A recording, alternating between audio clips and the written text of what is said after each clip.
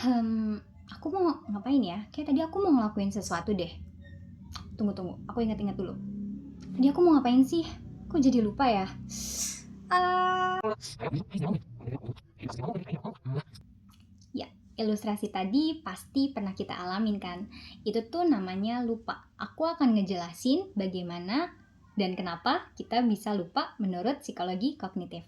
Tapi sebelum itu, aku akan ngejelasin bagaimana cara otak kita menyimpan informasi. Ilustrasi gambar ini itu adalah proses penyimpanan informasi. Ada 3 tahapan penting dalam proses penyimpanan informasi. Yang pertama itu encoding, yaitu menyimpan informasi. Yang kedua itu adalah storage, penyimpanan informasi, si boxnya informasi disimpan. Kemudian yang ketiga itu adalah retrieval, proses mengingat kembali.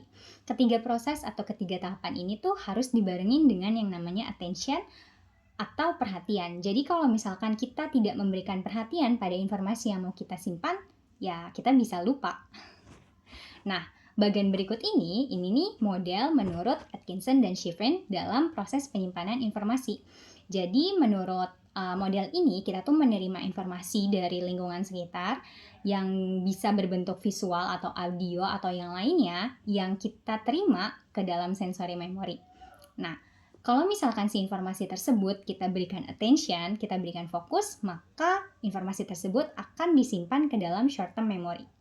Ketika informasi tersebut kita ingat-ingat kembali, kita terus mengulang kembali si informasi tersebut, maka informasi tersebut akan masuk ke dalam long term memory.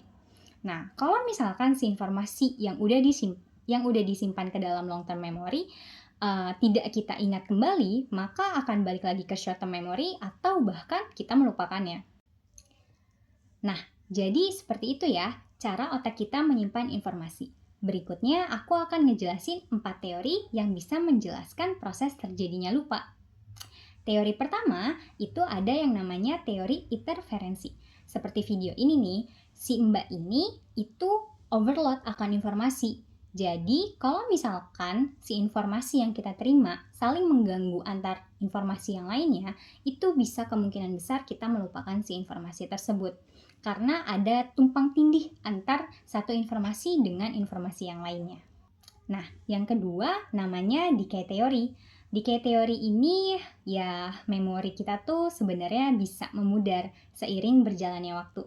Kayak foto aja, kalau misalkan foto itu udah jangka umurnya lama, ya dia kan memudar ya. Ya, begitu juga seperti memori.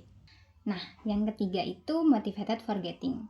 Ketika kita mengalami pengalaman traumatis seperti yang dialami oleh Mbak ini, otak kita secara tidak sadar itu melupakan hal menyakitkan atau hal-hal yang traumatis. Jadi otak kita tuh menekan agar kita tidak mengingat itu dan agar kita bisa survive untuk melanjutkan hidup berikutnya. Oke, yang terakhir itu namanya apa ya? Duh, susah banget deh mau nyebutin. Aduh. Nah, pasti kita pernah ya ngalamin hal seperti itu. Kita tuh udah mau ngucap sesuatu kata, ngucap suatu kalimat, tapi kayak susah banget gitu loh mau ngucapinnya.